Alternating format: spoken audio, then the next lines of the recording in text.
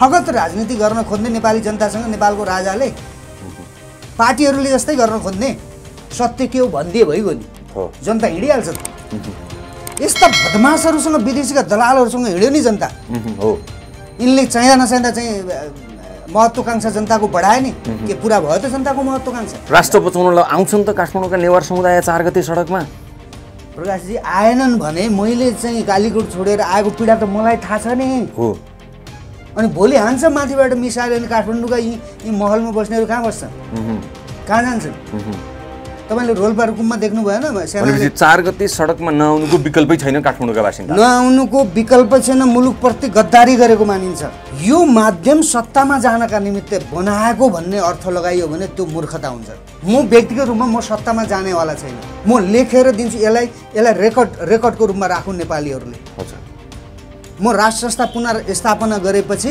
सत्तामा जाउँला भनेर होइन हिन्दू राष्ट्र कायम भएपछि र संघीयता खारेज गरेपछि सत्तामा जाउँला म भनेर होइन यो 4 गतेको कार्यक्रम सम्पन्न गर्न दरबारबाट कति पैसा आयो तपाईहरुलाई बडा गजबको प्रश्न त हामीलाई कसैले 1 पैसा दिएको छैन हामीले पछिल्लो समय महाराज सरकारसँग हाम्रो कुनै भेटघाट पनि छैन दरबारसँग पैसै नलिकन कार्यक्रम गर्दै हुनुहुन्छ तपाईहरु छैन पशुपतिनाथलाई साथी राखेर भन्छु म अहिले पनि यहाँको सञ्चार माध्यम मार्फत म अपिल गर्छु तपाईहरु ठाउँबाट गाउँबाट बस्तीबाट सहरबाट विद्रोह गर्नुहोस् यो अब हुने युद्ध जुन छ नि अब हुने युद्ध भनेको त्यो हाम्रा लागि त्यति सहज हुनेवाला छैन हो हाम्रो अन्त्य नै हुन्छ राष्ट्र पनि सकिन्छ नेपाली जातिले पनि त्यो सिरियाबाट चाहिँ अफगानिस्तानबाट पोका पुन्तुरा चाहिँ टाउकामा हालेर भागेका जुन दृश्यहरू हामीले देख्यौं नि हिजो हामी नै भाग्यौं गाउँबाट अब सहरबाट पनि भाग्ने स्थिति आउँछ यदि यहाँहरूले भने जस्तै जनताको साथ सहयोग समर्थन पाइएन राजा र राज संस्था हिन्दू राज्य फर्काउन सकिएन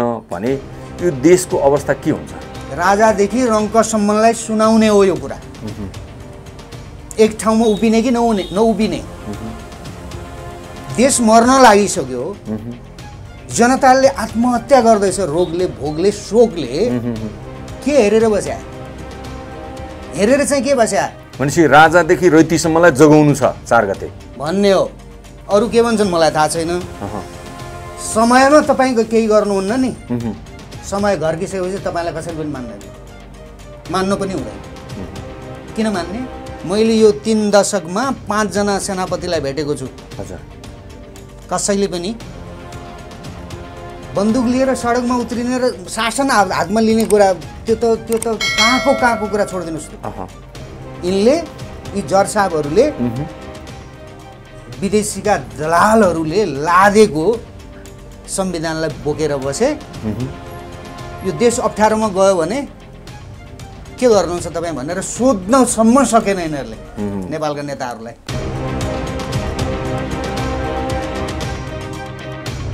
राष्ट्रिय शक्ति नेपालका प्रवक्ता अनिल योगी असार 4 गते राजधानीमा हुने प्रदर्शनको सन्दर्भमा केन्द्रित रहेर हामी उहाँसँग महत्त्वपूर्ण संवाद गर्दैछौँ स्वागत छ अनिल सर यहाँलाई धन्यवाद असार 4 गतेको आन्दोलन केका लागि पुष्टि गरिदिनुस् न सर्वप्रथम तपाईलाई यो सन्दर्भलाई जोडेर मेरो अन्तर्वार्ताका लागि समय दिनुभयो तपाईलाई धन्यवाद छ यो अत्यन्तै गम्भीर स्थिति पैदा भएपछि हामीले आम नेपालीहरूलाई सचेत रहनका निमित्त जागरुक हुनका निमित्त एक प्रकारले एउटा जिम्मेवार नागरिकका तर्फबाट अपिल गर्न खोजेको हो यो अभियान हो यो जनता जोगाउन खोज्नु भएको जनता नजोगाएसम्म त सिद्धिने भयो नि त जनता जोगाउने त यिनीहरूले त जनता जोगाउने त यो 30 वर्षमा त काम गरेनन् नि यिनले न धर्म जोगाउने काम गरे न जनता जोगाउने काम गरे जीवन जोगाउने काम गरे जनताको न यिनले सार्वभौम सत्ता र भौगोलिक अखण्डताको रक्षा गर्ने काम गरे यो कुरा जान्दा जान्दै पनि बुझ्दा बुझ्दै पनि यी मान्छेहरू हाम्रो हितका लागि चाहिँ आएका होइनन् र यिनले फलाक्ने प्रजातन्त्र लोकतन्त्र गणतन्त्र भनेको त्यो त भनी खेल्ने कुरा हो ल यो 31 वर्षमा यी नेताहरूले के चाहिँ गरे त ल जनताको लागि काम गरेनन् देशको लागि काम गरेनन् राष्ट्रियताको लागि काम गरेनन् के चाहिँ काम गरे त अब यिनले गरेको हेर्नुस् भ्रष्टाचार यिनले गरेको हेर्नुहोस् समाजको विखण्डन र विभाजन, यिनले गरेको भौगोलिक चाहिँ विभाजन, यिनले निम्त्याएको बाह्य हस्तक्षेप, यिनले चाहिँ राज्यलाई आफ्नो चाहिँ पार्टीको संरचनाको एउटा अङ्ग जस्तो बनाएर राज्यलाई नै जुन पार्टी सरकारमा आयो त्यसको राज्य हुने भयो, नेपालीको राज्य हुने भएन। सबै पार्टीमा त छैन नि नेपालीहरू, सबै पार्टीमा हुन्थे भने अर्कै कुरा हुन्थ्यो नि। हामी त 20औं वर्षदेखि 30औं वर्षदेखि पार्टीमा छैनौँ नि। हामी जस्तो त लाखौँ नेपालीहरू छन् नि जो भोट हाल्छन्, ती पनि पार्टीका होइनन्, ती जनता हुन्। जनता भनेको कुनै पार्टीका लकीरमा बाँधिँदैनन्। आम नेपाली जनता बाँधिएको हामीले देखेका छैनौँ। त यिनले त यतिसम्म गरे। तपाईँले यो 4 गतेको कार्यक्रमलाई चाहिँ अलिक बढी महत्त्व दिएर मसँग कुरा गर्न थाल्नु भएर म के भन्दैछु भने, हजुर, हिजो म कालीकोटमा जन्मेको प्रकाशजी, हजुर, मेरो थान, म मस्टोको चाहिँ मेरो कुलदेवता हो। एउटा मन्दिर थियो डाँडामा, हजुर, घन्टौँ लाग्छ त्यहाँ पुग्नलाई। हो, त्यो मन्दिर भत्काएर, ती मेरा थान भत्काएर, ती त्रिशूल घण्ट फुटाएर सेना प्रहरी मार्दै आएकाहरू हुन् नि शासनमा बसेका। म भागेर आएँ। देवी देवता मसँग आयो कि आएनन् मलाई थाहा छैन, मान्ने त मैले हो नि। त ती देवी देवता त्यहीँ छ नि, मसँग आए मलाई थाहा छैन। तर मैले पूजा नगरेको त 20औं वर्ष भइसक्यो त। कुल पूजा नगरेको, घरमा एउटा कोठामा राखेर सम्झिन्छु मैले, कुलदेवतालाई सम्झिन्छु। तर मेरो थान पनि सिद्ध्याए, मेरो मन्दिर पनि सिद्ध्याए। र ती घण्ट र त्रिशूल फुटाएर मान्छे मारेर आएकाहरू माथि म माथि शासन गर्दैछन्। त यहाँ आइसकेपछि मैले के देखेँ भने, बाबुराम भट्टराईले कुमारी जात्राको तपाईँको राज्यले दिँदै आएको रकम रोक्न खोज्यो, सकेन। हजुर, पशुपतिमा यिनीहरूले डिस्टर्ब गर्नु खोजे प्रचण्ड प्रधानमन्त्री हुँदाखेरि, त्यहाँ पनि यिनीहरूले सकेन। यो धर्म कसैले जोगाएको रहेछ भने त यो नेवारले जोगाएको रहेछ। यो राष्ट्र कसैले जोगाएको रहेछ भने यो राज संस्थाले र राजाहरूले जोगाएको रहेछ। यो कुरा त पुष्टि भयो नि, प्रमाणित भयो नि। त्यसो भएको हुनाले राज संस्था जस्तै अर्को एउटा चाहिँ यो देशका लागि चाहिँ हाम्रो धर्म जोगाइदिने तपाईँको संस्था र समुदाय भनेको त्यो नेवार समुदाय रहेछ। हजुर, 4 गतेलाई हामीले त्यो नेवार समुदायलाई अपिल गरेका छौँ, यो धर्म जोगाऊ, यो राष्ट्र जोगाउने अगुवाई गरिदेऊ भनेर।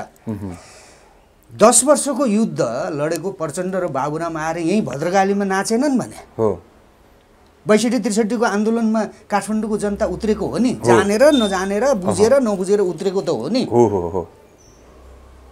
है, त्यसो भए हुनाले हामीले 4 गतेलाई यो राष्ट्रको रक्षा गर्नका निमित्त, यो देशको धर्मको रक्षा गर्नका निमित्त अब नेवार समुदायलाई हामीले ढोका ढोकामा गएर चाहिँ अनुरोध नगर्ने हो भने, अपिल नगर्ने हो भने, यो देश बचाइदेऊ र यो धर्म बचाइदेऊ र विधिको शासन चाहिँ स्थापना गर्नका निमित्त राज संस्थालाई स्थापना नगरेसम्म र सनातन धर्म राज्य स्थापना नगरेसम्म र यो विदेशीले चाहिँ यो राष्ट्रलाई विखण्डन गर्नका निमित्त अगाडि सारेको सङ्घीयतालाई खारेज गर्नका निमित्त बल प्रयोग नगर्ने हो भने अब यो राष्ट्र बाँच्दैन।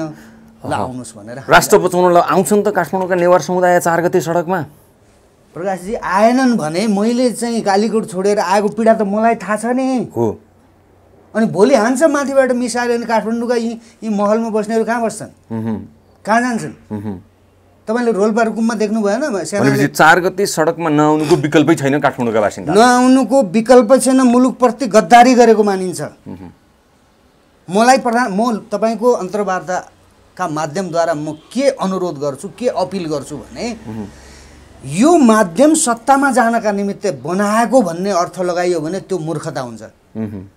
हामीलाई चाहिएको छैन सत्ता। म व्यक्तिगत रूपमा म सत्तामा जानेवाला छैन। यो राष्ट्र बाँच्नु पर्यो। म कालीकोट फर्केर म मेरो थात थलोमा मैले मेरो प्राण चाहिँ मैले त्यहाँ चाहिँ त्याग्न पाउनु पर्यो मलाई। म लेखेर दिन्छु यसलाई रेकर्डको रूपमा राखौँ नेपालीहरूले। म राज संस्था पुनर्स्थापना गरेपछि सत्तामा जाउँला भनेर होइन, हिन्दू राष्ट्र कायम भएपछि र सङ्घीयता खारेज गरेपछि सत्तामा जाउँला म भनेर होइन।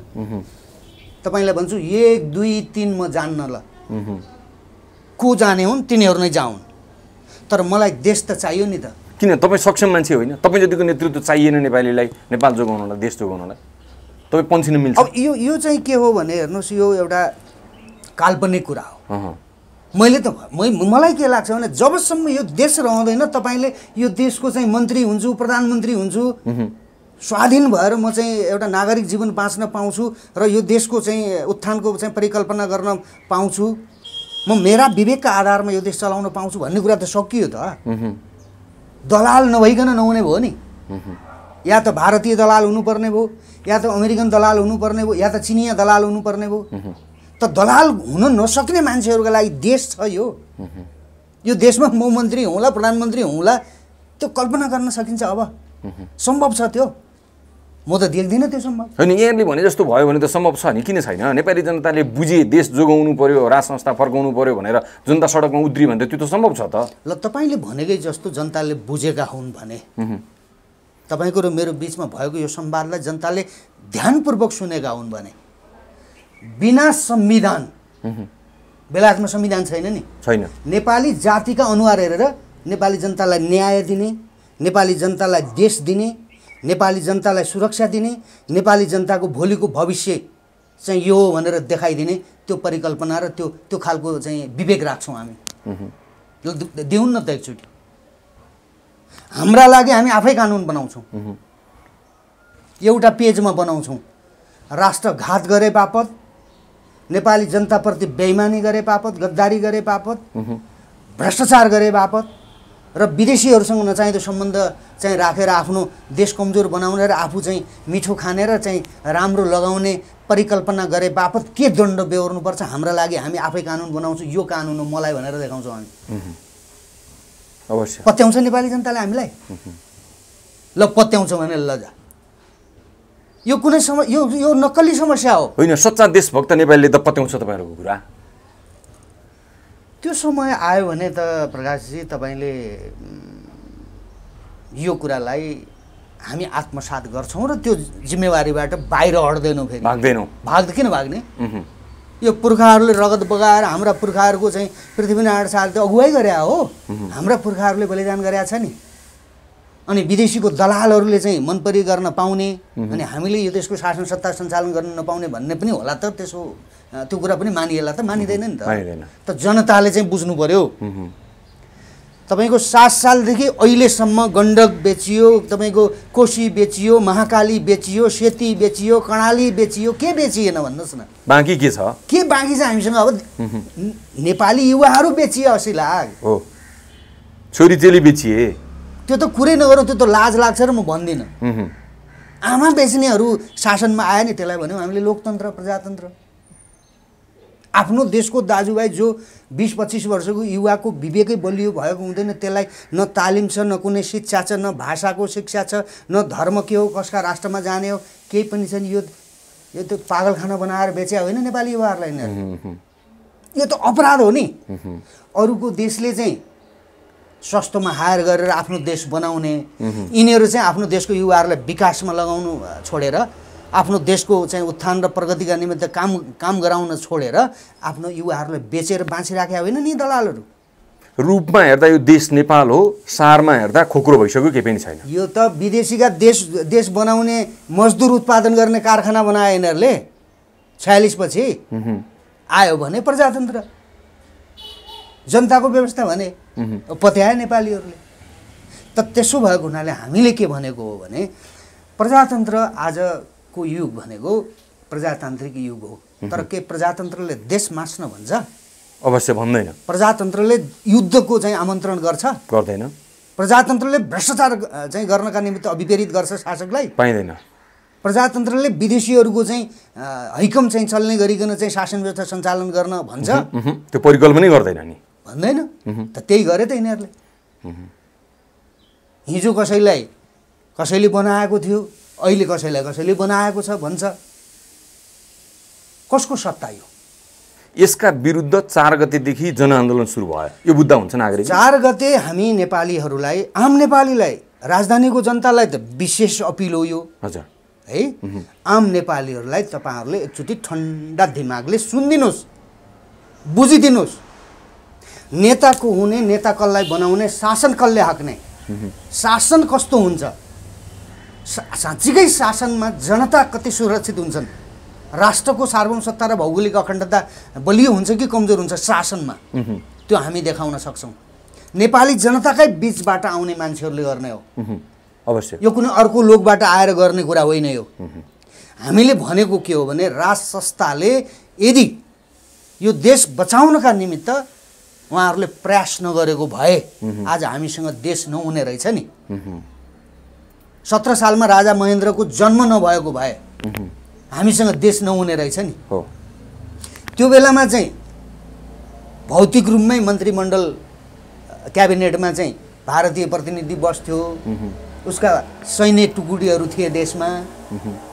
17 सालमा राजा महेन्द्रको उदय भएपछि त्यसपछि मात्रै यो अलिअलि देश जस्तो भएको रहेछ।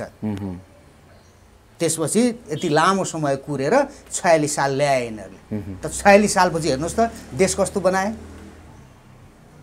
त यो कुरा पनि बुझ्न सकिएन भने प्रजातन्त्रका मसिया यी दलाल हुन् भन्ने कुरा मात्रै ठानियो भने प्रजातन्त्र चाहिँ राजाले हाँक्न सक्दैन, प्रजातन्त्रवादी हुन सक्दैन राजा आजको युगमा भन्न थालियो भने, अनिल योगी जस्ता मान्छेहरू प्रजातन्त्रलाई बुझेका छैनन् भन्न थालियो भने त मूर्खता हुन्छ त। मैले भने नि हिजोको युद्धमा छोडेको मैले मेरो बस्ती हो, अब भोलि माथिबाट इराक अफगानिस्तानको जस्तो हो होइन, एमसिसी पास भएर अनि विदेशी सेना यहाँभित्र आयो भने अथवा त्यो एमसिसी पास नगर्नका निमित्त चाहिँ चिनियाहरू सेना चाहिँ यहाँभित्र आयो भने चाहिँ कसको सुरक्षा हुन्छ यहाँ, कसको देश रहन्छ यहाँ, कसका धर्म रहन्छन् यहाँ, कसका मन्दिर रहन्छन् यहाँ, यो खण्डहर हुन्छ। त त्यसैका लागि हामीले चाहिँ नेपालीहरूसँग हात जोडेर हामीले अपिल गरेका हौँ, विवेकमाथि पनि विवेक प्रयोग गरौँ, विचारमाथि पनि विचार गरौँ र हरेक व्यवस्थामाथि पनि व्यवस्था कस्तो भयो भन्ने कुराको समीक्षा गरौँ भन्नका निमित्त हामीले अपिल गरेको हो। अनिल दाइ, राष्ट्रिय शक्ति नेपालले त एक किसिमको प्रक्षेपण त गरेका छ नि, 4 गतेको कार्यक्रममा यति लाख मानिस उतार्ने, यति हजार मानिस उतार्ने, यहाँदेखि यहाँसम्म जाने भन्ने तपाईँको योजना त छ नि। कति मानिस सडकमा आउने तपाईँले अपेक्षा गर्नु भएको छ? हामीले चाहिँ हाम्रा आफ्नै संरचनाका माध्यमद्वारा हजुर हामीले लगभग 15-20 हजार हामीले चाहिँ अपेक्षा राखेका छौँ। हजुर हामीले हाम्रा आफ्ना संरचना राष्ट्रिय शक्तिका देशव्यापी रूपमा बनेका संरचना र राजधानी मा भक्तपुर, ललितपुर, कीर्तिपुर, काठमाडौँ जति छ हाम्रा क्षेत्रीय चाहिँ सङ्गठनहरू सबैलाई हामीले एक प्रकारले उर्दी जारी गरेका छौँ। यो पहिलो र अन्तिम हुनुपर्छ भनेका छौँ हामीले देशका लागि। आफ्ना लागि त अहिलेसम्म गऱ्यौँ हामीले, सबैले गरे, एकचोटि देशका लागि गरौँ, अब तन मन धन दिउँ सबैले भनेर भनेका छौँ। हाम्रो 15-20 हजारको हाम्रो चाहिँ तयारी हो। तर यो देश त हाम्रो मात्रै होइन नि, आम नेपालीको साझा देश हो। त यो समस्या पनि त साझा हो नि त सबैको। त यो समस्या हल गर्नका निमित्त यो कुनै पार्टीको आयोजनामा हुँदै छैन, यो अभियान हो। यो सबै आम नेपालीहरूको अभियान हो। यसमा आम नेपालीहरूलाई हामीले राजधानीमा त हामीले गर्ने भयौँ, बाहिर जिल्लाहरूमा पनि देशभक्तहरू उठ्नुहोस् तपाईँहरू, आन्दोलित हुनुहोस् भनेका छौँ हामीले। म अहिले पनि यहाँको सञ्चार माध्यम मार्फत म अपिल गर्छु, तपाईँहरू ठाउँबाट, गाउँबाट, बस्तीबाट, सहरबाट विद्रोह गर्नुहोस्। यो अब हुने युद्ध जुन छ नि, अब हुने युद्ध भनेको त्यो हाम्रा लागि त्यति सहज हुनेवाला छैन। हाम्रो अन्त्य नै हुन्छ, राष्ट्र पनि सकिन्छ। नेपाली जातिले पनि त्यो सिरियाबाट चाहिँ अफगानिस्तानबाट पोका पुन्तुरा चाहिँ टाउकामा हालेर भागेका जुन दृश्यहरू हामीले देख्यौँ नि, हिजो हामी नै भाग्यौँ गाउँबाट, अब सहरबाट पनि भाग्ने स्थिति आउँछ। जताततै पट्किन थालेपछि, विदेशीले आएर पट्काउन थालेपछि को बस्छ यहाँ? त्यति बेला कसले सल्लाह गर्छ, कसले अभियान चलाउँछ, कसले देश बचाउँछु भन्छ? सम्भव हुन्छ त्यो बेलामा? इराकमा सम्भव भयो, सिरियामा हुँदैछ, अफगानिस्तानमा भयो, के हालत भयो? के हो प्रजातन्त्र भने? देश भएपछि कुनै पनि चाहिँ सिद्धान्तमा आधारित राज्य व्यवस्था सञ्चालन गर्ने माध्यम हामीले प्रयोग गर्न सक्छौँ। त्यसका लागि त पहिला देश चाहिँदो होला नि। अवश्य अवश्य। यो एउटा हाइपोथेटिकल प्रश्न गरेँ मैले यहाँलाई। यदि यहाँहरूले भने जस्तै जनताको साथ सहयोग समर्थन पाइएन, राजा र राज संस्था हिन्दू राज्य फर्काउन सकिएन भने यो देशको अवस्था के हुन्छ? मैले अघि पनि भने प्रकाशजी, यो देश खण्डहर हुन्छ। हामीले यो राजालाई पनि भन्नलाई हो है, फेरि राजालाई पनि सुनाउनलाई हो। राजाबाट चाहिँ के अपेक्षा राख्नु भएको छ तपाईँहरूले? अभिभावकत्व म लिन्छु भनिदिनुहोस् भनेको। प्रजातन्त्र भन्दा दायाँ बायाँ गर्दैन भनेर भनिदिनुहोस् भनेको। विदेशीहरूले खेलेको कुरा अब नखेल भयो। अब मेरो सानो देश अब भयो, यो नगर म माथि भएको अन्याय अहिलेसम्म मैले सहेँ भनेर भनिदिनुहोस् भनेको। जनतासँग हिँड्न तयार हुनुहोस् भनेको भन्ने हो। त्यो राजादेखि रङ्कसम्मलाई सुनाउने हो यो कुरा। एक ठाउँमा उभिने कि नउभिने। देश मर्न लागिसक्यो, जनताले आत्महत्या गर्दैछ रोगले, भोगले, शोकले। के हेरेर बस्या? हेरेर चाहिँ के बस्या? भनेपछि राजादेखि रैतीसम्मलाई जगाउनु छ 4 गते भन्ने हो। अरू के भन्छन् मलाई थाहा छैन। समयमा तपाईँको केही गर्नुहुन्न नि, समय घर्किसकेपछि तपाईँलाई कसैले पनि मान्दैन, मान्नु पनि हुँदैन। किन मान्ने? राजनीति गर्न खोज्ने, फगत राजनीति गर्न खोज्ने नेपाली जनतासँग नेपालको राजाले, पार्टीहरूले जस्तै गर्न खोज्ने। सत्य के हो भनिदिए भइगयो नि, जनता हिँडिहाल्छ त। यस्ता बदमासहरूसँग, विदेशीका दलालहरूसँग हिँड्यो नि जनता। यिनले चाहिँदा नचाहिँदा चाहिँ महत्त्वकांक्षा जनताको बढाए नि। के पुरा भयो त जनताको महत्त्वकांक्षा? राजाले त जनताको महत्त्वकांक्षा बढाउने होइन। जे हो यथार्थ गर्न सकिने कुरा गर्ने हो। ल आऊ अब म कहाँ हाल्छु देशलाई राजाले भन्दा बित्तिकै हिँड्छ नि त नेपाली जाति राजासँग। त किन डराउनु पर्ने? न चीनसँग लड्नु छ, न भारतसँग लड्नु छ। गुलेली हान्ने व्यवस्था छैन। यस्ता दोक्लाहरूले के निर्माण गरेर कोदेखि डराउनु पर्ने? डराउनु पर्ने कसैदेखि पनि छैन है। भारतसँग पनि हाम्रो के लेनादेना केही पनि छैन। भारतीयहरूले नचाहिँदो हस्तक्षेप गरेका छ नेपालको राजनीतिमा। यो उनीहरूले करेक्सन गर्नुपर्छ। भारतीयहरूसँग हाम्रो चीनसँग भन्दा भारतसँग हाम्रो हरेक कारणले निकट सम्बन्ध छ। अन्याय पनि बढ्ता उसले गरेका छ। त्यो त आँखा जुदाएर कुरा गरौँ न हामीले। भारतीय प्रधानमन्त्रीसँग हामी कुरा गर्छौँ। यहाँले भन्नुभयो सुरुवाती क्षणमै देश खण्डहर बन्न सक्छ, त्यसका सम्भावना र सङ्केतहरू देखिसकेका छन्। देशको स्वाधीनता, राष्ट्रिय एकता, अखण्डता जोगाउने जिम्मा भनेर नेपाली सेना छ नि त एउटा हाम्रो शक्ति, सबभन्दा ठुलो शक्ति भन्छन्। सेनासँग प्रधानमन्त्री पनि डराउँछन्, मन्त्री परिषद पनि डराउँछन्। सेनाको चाहिँ भूमिका देख्नु भएको छैन? सेनाले केही गर्नु पर्दैन यस्तो बेलामा देश जोगाउनलाई? सेना मौन बस्न मिल्छ?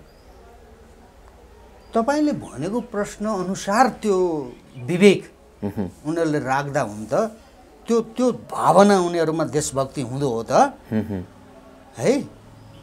यिनीहरूले बदमासी नगरेका हुँदा हुन् त यो विदेशीले लादेको संविधानको रक्षा गर्छु भन्दै बस्थ्यो त सेना? म सकल सेनालाई भनिरहेको छैन। मैले यो 3 दशकमा 5 जना सेनापतिलाई भेटेको छु। हजुर। कसैले पनि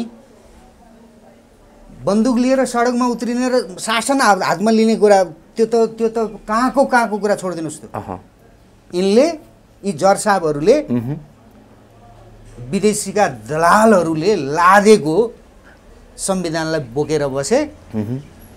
यो देश अप्ठ्यारोमा गयो भने के गर्नुहुन्छ तपाईँ भनेर सोध्नसम्म सकेन यिनीहरूले नेपालका नेताहरूलाई। यो त मुलुकप्रतिको बेइमानी हो नि। जागिर मात्रै खायो सेनाले त मुलुकप्रतिको बेइमानी हो नि। सकल सेनाको होइन, नेतृत्वमा आउनेहरू सेटिङमा आउँदो रहेछन् नि यिनीहरू। राजा उन्जेलसम्म चाहिँ सेनाको नेतृत्व थियो। दायाँ बायाँ गर्दा राजाले हिर्काउँथ्यो होइन। राजा सिद्ध्याइसकेपछि त यी त आफै राजा भए नि। हजुर। त्यसो भएर यो सेनाको नेतृत्वले चाहिँ देश यस्तो अवस्थामा गइसक्यो। भोलि युद्ध भयो भने उसैले अगाडि जानुपर्ने छ। तर एक दिन सेनाले सोधेको थाहा छ तपाईँलाई नेपालका नेताहरूलाई यी विदेशीका दलाल नेताहरूलाई एक दिन यो देश अप्ठ्यारोमा किन पार्यो भनेर सोधेका कहीँ सुन्नु भएको छ छैन। त के आशा गरौँ त हामी सेनाबाट? अब यसको अर्थ सेना केही पनि होइन भन्ने होइन फेरि है। देश अप्ठ्यारोमा पर्यो, राष्ट्रवादी नेपालीहरूले चाहिँ बल प्रयोग गर्न सक्ने स्थिति भयो भने हामी त झिकिदिन्छौँ नि त्यहाँबाट, निकालिदिन्छौँ सेना बाहिर, निस्कि आइज भनिदिन्छौँ, नआएर सुकै हुँदैन उसलाई। त यो कुरा हामीले भन्नुभन्दा माराधेरा सरकारले भन्नु पर्यो भनेको हामीले।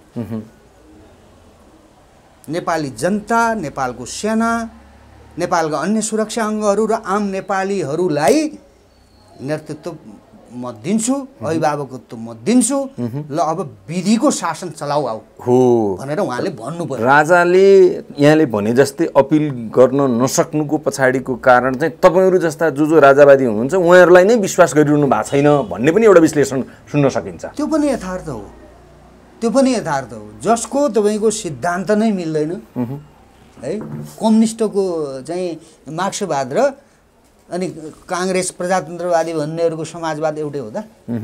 मिल्दैन नि त। तर सत्ताका लागि त उनीहरू मिले नि। त राज संस्था बेगर देशको चाहिँ परिकल्पना गर्न सकिँदैन जसले भन्छन्, हामीले भन्छौँ, हामी चाहिँ एक ठाउँमा किन बस्न नसकेका हो त? राजाले कसलाई पत्याउने? त्यो समस्या पनि छ, नभएको होइन। तर मैले भनेको चाहिँ के हो भने यहाँ तपाईँ हामी जस्ता चाहिँ ठालुहरूको अनुहार हेरेर अब देश चलाउन हुँदैन भनेको। अवश्य जनताका अनुहार हेर्नु पर्यो माराधेरा सरकारले। जनता के भन्छ? जनताका विवेकसँग आफ्ना विवेक जोड्ने र अगाडि बढ्ने। मलाई ल्यायो, उदाहरणको लागि राज संस्था आयो, मलाई ल्यायो, कल्पना है। मैले गतिलो काम गरेन, मैले लुट्न थालेँ, मैले भ्रष्टाचार गर्न थालेँ भने मलाई लात्तीले हानेर अर्कोलाई ल्याए भइगयो नि। लात्तीले हान्ने मात्रै होइन, जेल हाल्नु पर्यो नि। लात्तीले हान्ने भनेको जेल हाल्ने भनेको, जेलमा ठोकिदिएर ल जा भनेर अनि अर्को आयो भने त अर्कोले त गर्दै गर्दैन। त त्यो अधिकार त राजासँग हुन्छ नि, अभिभावकले त गर्न पाउँछ नि। त्यो पाउँछ हो, त्यो त कसैले दिनै पर्दैन क्या त्यो अधिकार, संविधानमा लेख्नै पर्दैन। अभिभावकसँग त्यो स्वविवेकीय अधिकार हुन्छ, उहाँले त्यो प्रयोग गर्न सक्नुहुन्छ। मैले भन्न खोजेको के भने जनतासँग हिँड्नु पर्यो। जनताले भनिसक्यो देश चाहियो भनिसक्यो, शान्ति चाहियो भनिसक्यो, देशलाई औद्योगिकरण गरौँ भनिसक्यो, यही देशभित्र बस्न र बाँच्न सक्ने परिस्थिति हामीलाई बनाइदेऊ भनेर भनिसके त नेपालीले। अब के कार्यक्रम छैन, पुगेको छैन कसलाई? मैले त कुरा बुझिसकेँ त, माराधेराले बुझ्नु पर्यो। यो 4 गतिको कार्यक्रम सम्पन्न गर्न दरबारबाट कति पैसा आयो तपाईँहरूलाई? बडा गजबको प्रश्न त। हामीलाई कसैले 1 पैसा दिएको छैन। हामीले पछिल्लो समय माराधेरा सरकारसँग हाम्रो कुनै भेटघाट पनि छैन। दरबारसँग पैसै नलिकन कार्यक्रम गर्दै हुनुहुन्छ तपाईँ? छैन। पशुपतिनाथलाई साथी राखेर भन्छु होइन। दरबारले त्यसरी पैसा दिने कुरा पनि हुँदैन होइन। कसैलाई कहिले दियो कि दिएन मलाई थाहा छैन। त हामी 1 पैसा हामीले माराधेरा सरकार अथवा दरबारबाट हामीले पैसा लिएको छैन। हामीलाई आम नेपालीहरू जसले यो देश चाहन्छन्, यो देशलाई बचाउँ भन्ने उद्देश्य राख्छन्, ती साथीहरूको सहयोग छ होइन। उनीहरूले दिएका छन्, तन मन धन सबैको यसमा लगानी भएको छ, किनकि यो अभियान भएको हुनाले। यहाँ कुनै एकजना हामीले चाहिँ अहिलेको लागि अभियानको नेता चाहिँ एउटा नैतिकवान नेता चाहिँ केशरबहादुर विष्टलाई अगुवा बनाएर हामी हिँडेको हो। केशरबहादुर विष्टलाई हामीले आइदिनुहोस्, तपाईँले नेतृत्व गरिदिनुहोस् भनेको हो हामीले भनेको। उहाँले म नेतृत्व गर्छु भनेको होइन। तपाईँ हामीलाई पत्याएनन् नेपालीले, तपाईँले नेतृत्व गरिदिनुहोस् यो अभियानको, देश बचाउनु पर्यो। माराधेरा सरकारलाई चाहिँ पनि बल पुग्ने ढङ्गले नेपालीहरू, करोडौँ नेपालीहरूले चाहिँ सुन्ने, राजाको कुरा सुन्ने, देश सुन्ने, देश पढ्ने र देशप्रति वफादार हुने, इमान्दार हुने परिस्थिति निर्माण गर्नका निमित्त तपाईँले अगुवाई गरिदिनु पर्यो भने हो हामीले। केशरबहादुर आएको होइन, आफै हामीले उहाँलाई यो नेतृत्व गरिदिनुहोस् भनेको हो। त्यसो भएको हुनाले उहाँका चाहिँ उहाँप्रति श्रद्धा गर्ने, उहाँलाई विश्वास गर्ने जो साथीहरू छन्, ती साथीहरू, ती सहयोगीहरूको सहयोगका आधारमा हामी चाहिँ यो कार्यक्रम चाहिँ गर्नका निमित्त हामी तयार भएका हौँ। हामीलाई कसैले विदेशीबाट त हामी पैसा लिँदैनौँ है। विदेशीले हामीलाई दिने कुरा पनि हुँदैन, किनकि हामी त देश चाहियो भन्दैछौँ नि त। देश चाहियो भनेपछि हामीलाई त दिँदैन अवश्य होइन। त्यसो भए विदेशीहरूबाट पनि छैन, स्वदेशी शुभचिन्तकहरूबाट हामीलाई सहयोग छ। हामीले दरबारबाट मारादेरा सरकारबाट 1 पैसा लिएको छैन। परि आयो भने भन्ने हो, परि आयो भने चाहिँ भन्ने हो, अब हामीलाई मद्दत गर्नुहोस् भनेर भन्ने हो, खुल्ला भन्ने हो। विदेशीका दलालहरूसँग पैसा लिएर देश खतम गर्दै गर्दाखेरि चाहिँ मारादेरा सरकारले गर्न सक्ने केही मद्दत छ भने गरिबक्स्यो भनेर हामी त एउटा परिवारको हिसाबले भन्छौँ नि त। आफ्नो अभिभावकको किन नभन्ने, दुःख पऱ्यो भन्ने हो नि। तर अहिले भनिहाल्ने अवस्था छैन, हामी त्यो भन्दैनौँ, हामी जनतालाई भन्छौँ। जनता नै सर्वशक्तिमान हुन्छ र यो देश बचाउने ताकत नै जनता हो। अवश्य पनि एकदमै महत्त्वपूर्ण कुराकानी गर्ने अवसर मिल्यो कार्यक्रमको पूर्व सन्ध्यामा। 4 गतेको कार्यक्रम सफलताको कामना गर्छौँ। हामी वाचडगको रूपमा तपाईँहरूको कार्यक्रममा सहभागी हुनेछौँ। यो महत्त्वपूर्ण अन्तर्वार्ताको लागि समय दिनुभयो, आभार व्यक्त गर्छौँ। मलाई पनि प्रकाशजी यो हाम्रो यो आवश्यकता अनुसार हामीले राष्ट्रको आवश्यकता अनुसार यो कार्यक्रम आयोजना गरे हो। यसमा तपाईँहरू जस्तो सञ्चारकर्मीको करोड हामीलाई सहयोग हो। यो एउटा अन्तर्वार्ता भनेको यो हामीलाई करोडौँ नेपाली जनताका बिचमा हामीले नसक्ने कुरा यहाँहरूले गरिदिनु भएको छ। यो राष्ट्रप्रतिको यहाँहरूले धर्मनिर्वाह गर्नुभएको छ। मलाई मौका दिनुभयो, तपाईँलाई धेरै धेरै धन्यवाद छ।